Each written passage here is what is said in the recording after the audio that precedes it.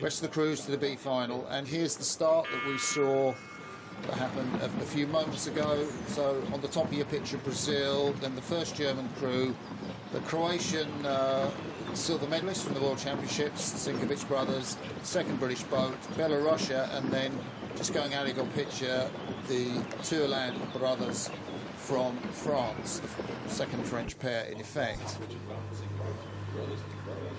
So we're coming through now to just past, well, 1,100, 1,200 metres, I think.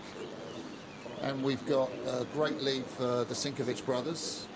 Staying in our hotel, they were there watching Croatia in that fantastic win over Argentina in the Football World Cup, and trying to do their own beautiful style of rowing.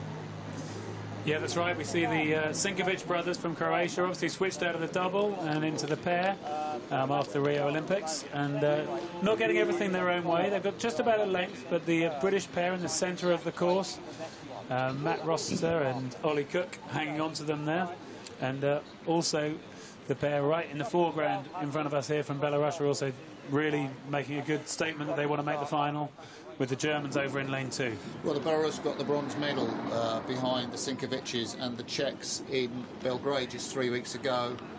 What do you reckon, Greg? Have they got the pairs technique sus, these two Sinkovic's, after that beautiful smoothness in the double? How do you rate that?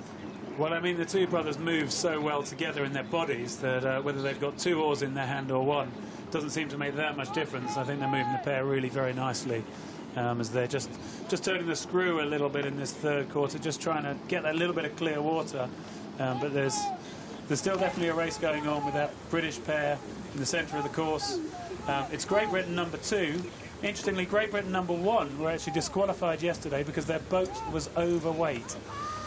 It very rarely happens. We weigh our boats all the time after racing. It's rare that it actually makes any difference, but on this occasion their boat was too light, so the British pair were then disqualified and not racing here in the semis. So the Croatians look to be taking one of the 3 final slots for this race. Probably behind them is the second British pair, and you've heard us mention Oliver Cook in the big tall blonde stroke man. His father Tim Cook's out here, and of course the Cook family responsible for that fantastic project, rowing down the Zambezi River in aid of the Worldwide Fund for Nature and World Rowing's association with them, and the Kafue Clean Water Project down there in Zambia. So brilliant expedition planned for this summer, and Ollie Cook will be supporting that, but probably from distance because he's in the British rowing team.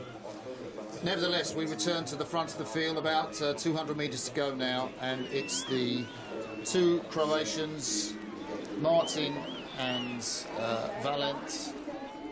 Valent slightly older at 29, Martin just 28 years of age, and they've got a comfortable lead as they come through to the last 10 strokes. The British have held that second position ahead of the Belarusians, which will be a pretty decent result for these 2 Brits. Matt Rossiter coming back into the World Cup fray after missing Belgrade, and they will take that second place ahead of Belorussia.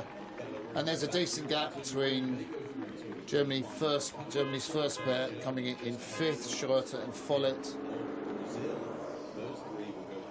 Then the French, the Tourland brothers, I think took 5th, and right over on the far side, the 2 Brazilians, Javier Velamaggi and Vilan Guirreton, taking up 6th place.